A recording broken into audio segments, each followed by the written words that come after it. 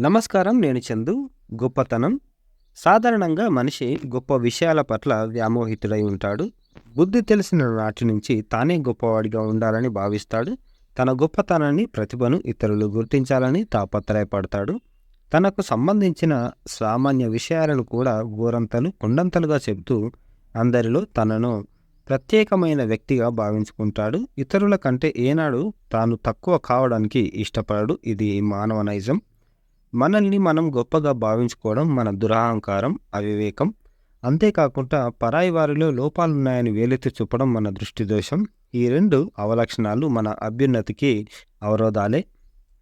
అసలు ఒక మనిషి గొప్పతనాన్ని ఎలా గుర్తిస్తాం? మాటలు, ఆలోచనలు, వృత్తి, ధనం, పాండిత్యం ఇవేవి గొప్పతనానికి అర్హతలు కావు.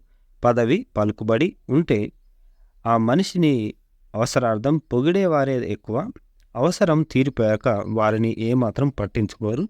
అందువల్ల మనలో ఏదైనా ప్రతిభ కానీ, ప్రత్యేకత కానీ ఉంటే అది ఆ పరమాత్మ ప్రసాదించిన వరమని భావించి వినమ్రతతో ప్రవర్తించాలి తప్ప విర్రవీగకూడదు.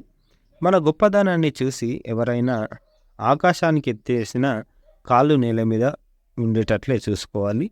నిజమైన ప్రజ్ఞాపాఠవాలు కలిగిన వాళ్ళు పొగడ్తల కోసం పాకులాడరు, ప్రశంసల కోసం ఆరాటపడరు. తమ గొప్పతనాన్ని గుర్తించి ఎవరు ఎంతలా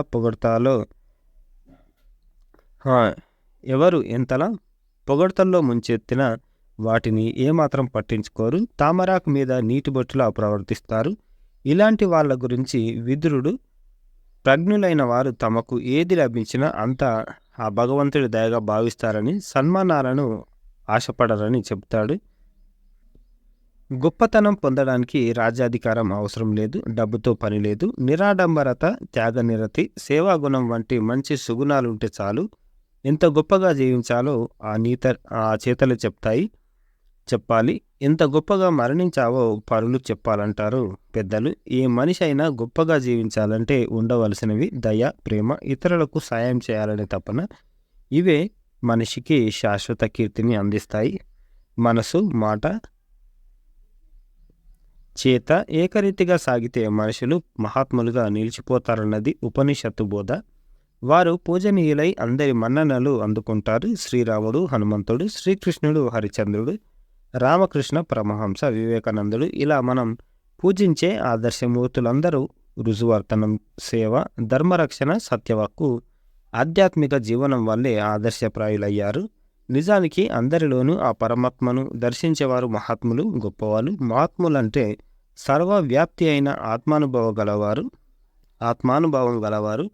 భూమి కన్నా సముద్రం గొప్పది. ఆ సముద్రాన్ని ఒకే గుటికెలో మింగిన అగస్త్య మహర్షి అంతకన్నా గొప్పవారు. కానీ ఆకాశంలో ఉన్న అన్ని లోకాలను ఒకే పాదంతో కొలిచిన వామనుడు అగస్త్యుని కన్నా గొప్పవాడు.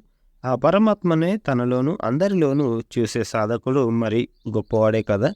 అందుకే మనిషి ఈ సృష్టిలోని ప్రతి జీవిలోనూ పరమాత్మను దర్శించి ప్రతిఫలాపేక్ష లేని సేవను అందించాలి. అప్పుడే అతడు మహాత్ముడిగా అందరి మనసుల్లో నిలిచిపోతాడు అని విశ్వనాథ రమగారు రాసిన అంతర్యామి ఇది. గొప్పతనానికి పోవద్దు, డబ్బాలు కొట్టుకోవద్దు, ప్రగల్భాలు పలకొద్దు. ఒక మనిషికి సహాయం చేయాలి, ప్రేమను చూపాలి అనేది ఈ రోజుకు సంబంధించిన ఆర్టికల్ సారాంశం. ఇది ఈ రోజుకు సంబంధించిన ఆర్టికల్.